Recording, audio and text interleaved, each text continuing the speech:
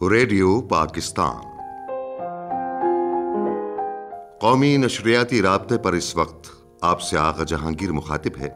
آج 16 اگست ہے، بابائے اردو مولوی عبدالحق کا یوم وفات۔ اس موقع پر سہیل احمد صدیقی کا لکھا ہوا خصوصی فیچر سنیے، مولوی عبدالحق اردو زبان کے سب سے بڑے محسن۔ راوی ہیں ربیع اکرم اور سہیل احمد صدیقی۔ پیشکش ریڈیو پاکستان کراچی۔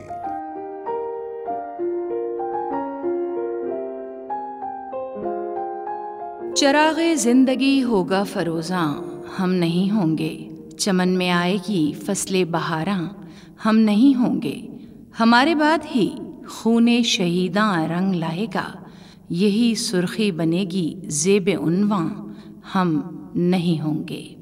آج 16 اگست ہے۔ آج سے ٹھیک 52 برس پہلے بابائے اردو، محسن اردو، نامور ادیب، محقق، نقاد، مقدمہ نگار، خاکہ نگار اور ماہر لسانیات ڈاکٹر مولوی عبدالحق ہم سے ہمیشہ کے لیے جدا ہو گئے۔ بابائے اردو مولوی عبدالحق 20 اپریل 1870 کو ہاپوڑ ضلع میرٹھ کی بستی سراوا میں پیدا ہوئے۔ ڈاکٹر مختار الدین احمد کی تحقیق کے مطابق مولوی صاحب کی تاریخ پیدائش 20 اگست ہے۔ مولوی عبدالحق کے والد کا نام شیخ علی حسین تھا۔ ان کے بڑے بھائی شیخ ضیاء الحق صحافی تھے، جبکہ چھوٹے بھائی انجینئر تھے۔ مولوی عبدالحق کے آباء و اجداد نے مغل بادشاہ شاہجہاں کے دور میں اسلام قبول کیا۔ وہ اس سے قبل ہندو کائست تھے۔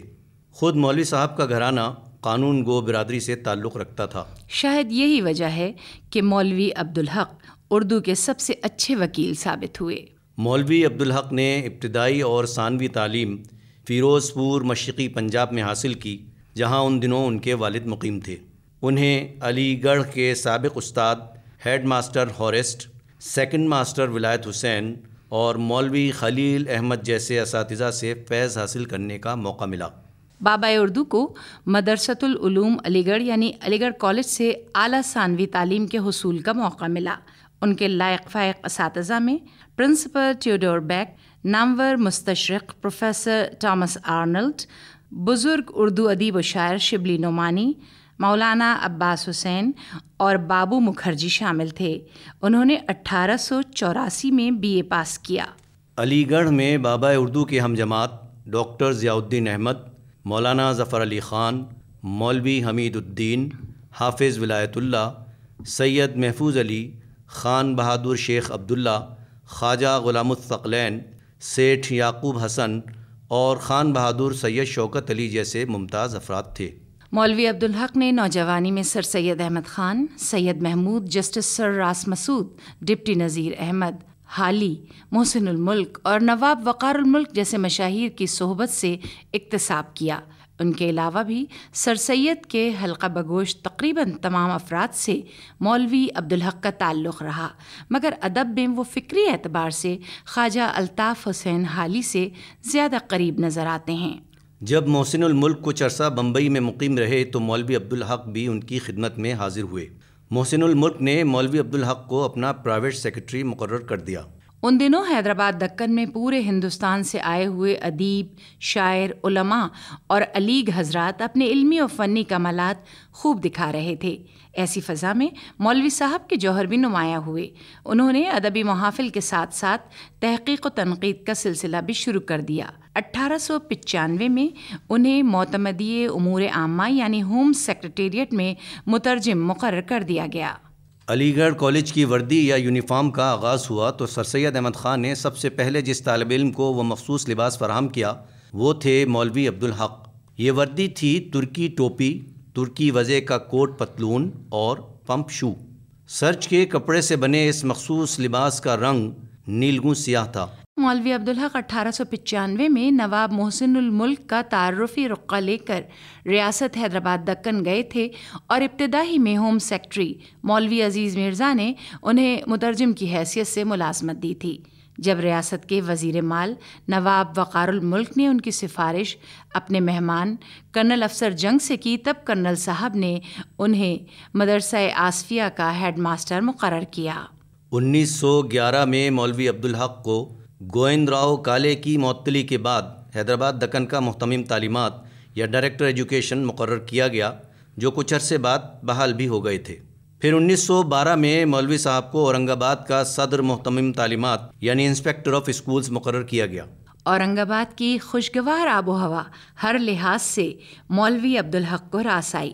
ان کے کسی دوست نے برملا کہا تھا کہ اورنگ آباد کو دو ہی قدرداں میسر آئے، ایک مغل تاجدار اورنگزیب عالمگیر اور دوسرے مولوی عبدالحق۔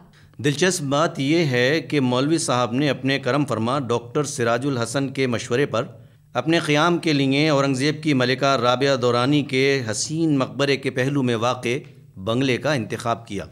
اردو ادب کے ایک عام قاری کو یقیناً یہ جستجو ہوگی کہ مختلف جہات میں قلم کا بھرپور استعمال کرنے والے ڈاکٹر مولوی عبدالحق نے لکھنے کا آغاز کس مخصوص صنف یا شعبے سے کیا۔ دلچسپ بات یہ ہے کہ انہوں نے علی گڑھ سے ہی مضمون نگاری کا آغاز کیا تھا۔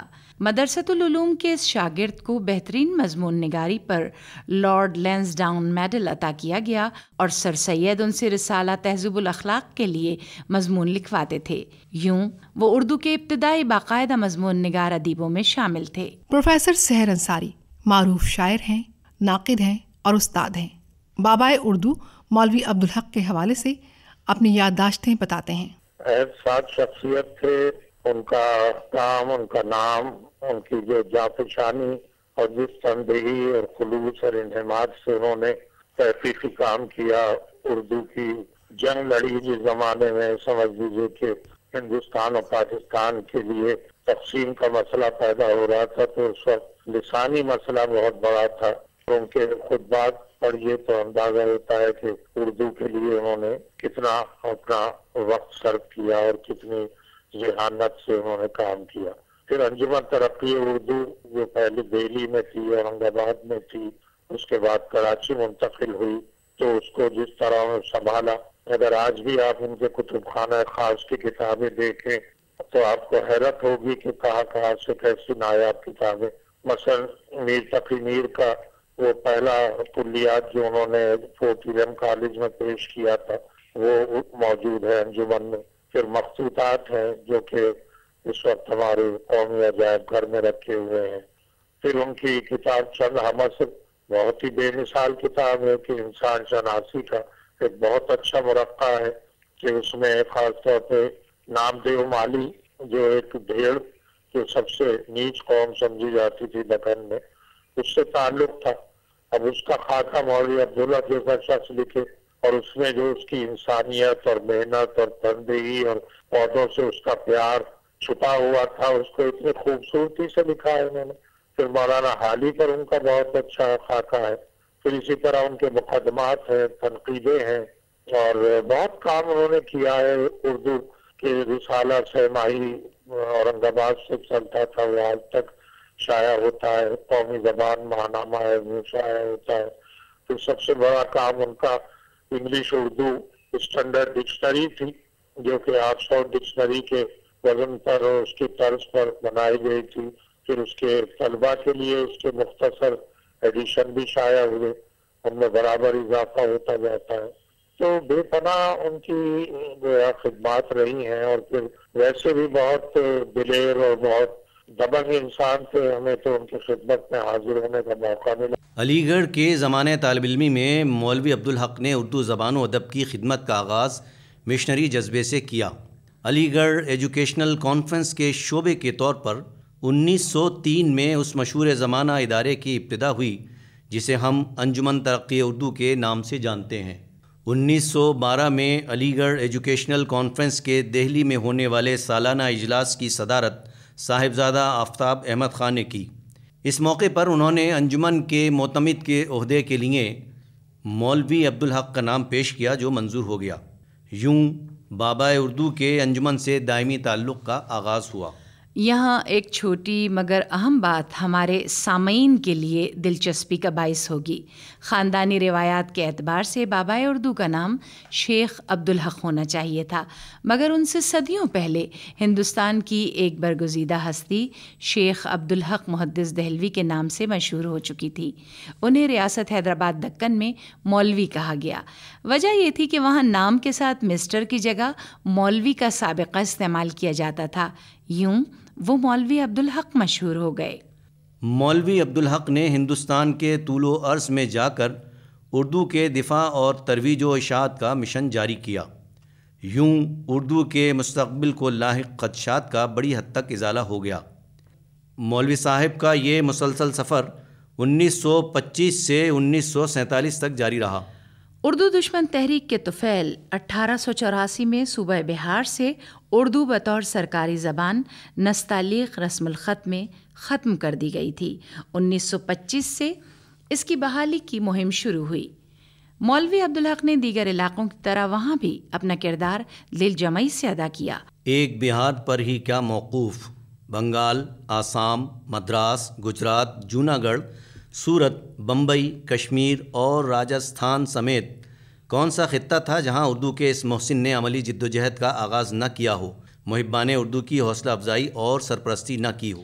یہ ہیں قائد اعظم اکیڈمی کی ڈپٹی ڈائریکٹر محترمہ پروفیسر شہلا کاظمی۔ بابائے اردو مولوی عبدالحق نے اردو کی ترقی کے لیے کافی کام کیا ہے اور ان کو جتنا یاد کیا جائے کم ہے۔ آج ہم جو دیکھتے ہیں کہ اردو زبان کی خصوصاً پاکستان میں جو ترقی ہوئی ہے اس میں ان کا بڑا کنٹریبیوشن ہے، اور اردو زبان جو ہے وہ مسلسل ترقی کرتی ہے، اور آج جب تک اس کے لیے مستقل کام نہ کیا جائے تو وہ زبان جو ہے نا ڈیڈ ہو جاتی ہے۔ تو زبان کے تمام الفاظوں کو ترقی کے لیے جو انہوں نے کام کیا وہ یقیناً قابل ستائش ہے، اور ان کو یاد کرنا، بڑے لوگوں کو یاد کرنا زندہ قوموں کی نشانی ہے۔ 1940 کی دہائی میں بابائے اردو نے کراچی، حیدرآباد، لاڑکانہ، سکھر، لاہور اور پشاور میں اردو کے بطور قومی زبان فروغ کے لیے ہونے والی مساعی کی عملاً تائید کی۔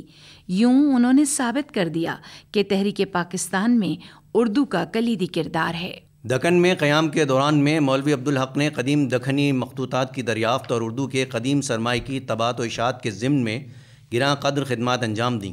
1938 میں جامعہ عثمانیہ کی ملازمت سے مستعفی ہو کر انجمن کا دفتر